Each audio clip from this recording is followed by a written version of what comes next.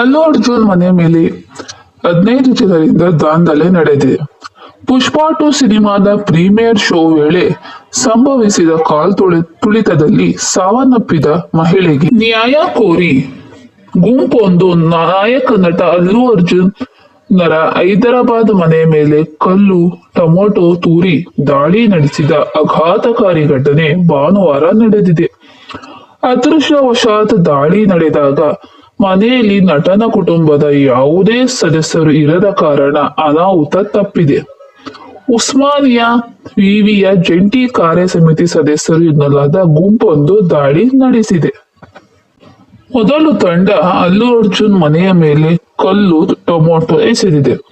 ಬಳಿಕ ಗುಂಪು ಕಾಂಪೌಂಡ್ ಹಾರಿ ಒಳಗೆ ನುಗ್ಗಿ ಒಳಗಿದ್ದ ಹೂವಿನ ಕುಂಡಗಳನ್ನು ಹೊಡೆದು ನಟನ ವಿರುದ್ಧ ಘೋಷಣೆ ಕೂಗಿದೆ. ಜೊತೆಗೆ ಮೃತ ಮಹಿಳೆಯ ಕುಟುಂಬಕ್ಕೆ 1 ಕೋಟಿ ಪರಿಹಾರ ನೀಡುವಂತೆ ಆಗ್ರಹಿಸಿದೆ.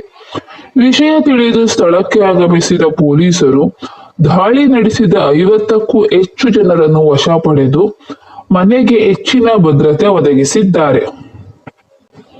ಈ ಗುಂಪು ನಟನ ಮನೆ ಒಳಗೆ ಬಿಟ್ಟು ಹೋದ ಘೋಷಣಾ ಫಲಕಗಳಲ್ಲಿ ಸಿನಿಮಾ ಮಾಡಿ ಕೋಟಿಗಟ್ಟಲೆ ಸಂಪಾದಿಸಿದರು, ಆದರೆ ಅದನ್ನು ನೋಡಲು ಬಂದವರು ಸಾಯುತ್ತಿದ್ದಾರೆ ಎಂದು ಬರೆದು ಹೋಗಿದ್ದಾರೆ.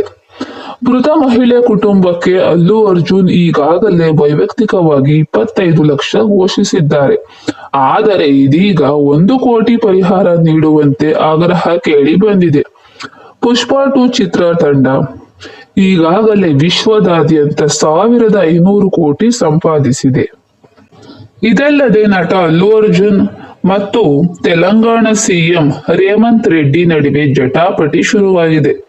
ಥಿಯೇಟರ್ ಬಳಿ ತೆರಳಲು ಪೊಲೀಸರು ಅನುಮತಿ ನಿರಾಕರಿಸಿದರು. ಅಲ್ಲು ಅರ್ಜುನ್ ಅಲ್ಲಿಗೆ ತೆರಳಿದ್ದಾರೆ. ಆಗ ಸಂಭವಿಸಿದ ತುಳಿತದಲ್ಲಿ ಮಹಿಳೆ ಸಾವನ್ನಪ್ಪಿದರೂ ಅವರು ಚಿತ್ರಮಂದಿರದಿಂದ ಹೊರ ಬಂದಿರಲಿಲ್ಲ ಎಂದು ರೇವಂತ್ ರೆಡ್ಡಿ ಆರೋಪಿಸಿದ್ದಾರೆ. ಆದರೆ ಅಲ್ಲು ಅರ್ಜುನ್ ಇದಕ್ಕೆ ತಿರುಗೇಟು ನೀಡಿದ್ದಾರೆ. ಈ ಆರೋಪ ಸುಳ್ಳು, ಇದು ನನ್ನನ್ನು ಅವಮಾನಿಸುವುದು ಮತ್ತು ನನ್ನ ಚಾರಿತ್ರ್ಯಕ್ಕೆ ಧಕ್ಕೆ ತರುವ ಆರೋಪ. ಮಹಿಳೆ ಸಾವನ್ನಪ್ಪಿದ್ದು ನನಗೆ ಗೊತ್ತಾಗಿದ್ದೇ 3ನೇ ದಿನ ಎಂದು ಹೇಳಿದ್ದಾರೆ.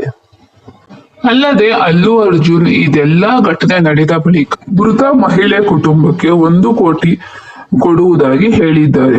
ಅಲ್ಲದೆ ಪುಷ್ಪಾ 2 ನಿರ್ಮಾಪಕರು ಕೂಡ 1 ಕೋಟಿ ಕೊಡುವುದಾಗಿ ಹೇಳಿದ್ದಾರೆ.